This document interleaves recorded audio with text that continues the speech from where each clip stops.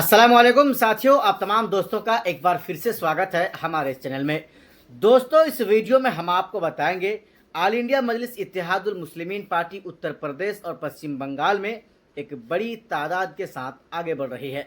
MIM party के चाहने वालों की तादाद दिन ब दिन बढ़ रही है। एमआईएम पार्टी में लोग दिन ब दिन सदस्यता अभियान के तहत शामिल हो रहे हैं, एमआईएम पार्टी से जुड़ रहे हैं और एमआईएम पार्टी को जिताने की कस्में खा रहे हैं। दो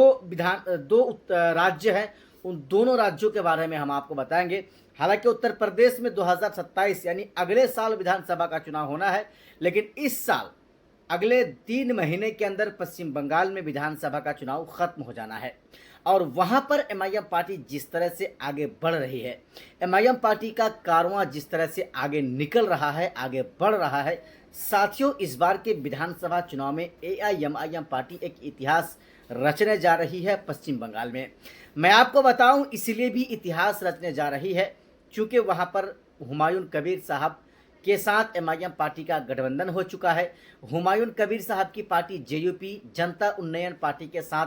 ऑल इंडिया मजलिस इत्तेहादुल मुस्लिमीन पार्टी का गठबंधन वहाँ पर हो चुका है और चुनाव के समय आते आते कई और पार्टियां इस गठबंधन में शामिल होने वाली हैं। मैं आपको बताऊं, पश्चिम बंगाल के मुसलमानों के पास इस बार कोई विकल्प नहीं है, इस बार कोई मौका भी नहीं है एक तरह से अगर कहा जाए तो, चूँकि टीएमसी मुसलमानों के साथ वैसा ही व्यवहार कर रही है जैसा बिहार में आरजेडी वाले, महागठबंधन वाले व्यवहार करते हैं मुसलमानों के साथ। इसलिए साथियों, पश्चिम बंगाल के मुसलमान अब इस बात को सोच रहे हैं कि इस बार उन्हें जनता उन्नयन पार्टी के हुमायूं कबीर और असदुद्दीन ओवैसी साहब को देखता हुआ उसके उम्मीदवार को वो वोट करेंगे। ऐसे में एआईएमआईएम पार्टी वहां पर इतिहास रचने वाली इसलिए भी है क्योंकि मुसलमान इस बार ओवैसी के साथ खड़ा होने को तैयार है।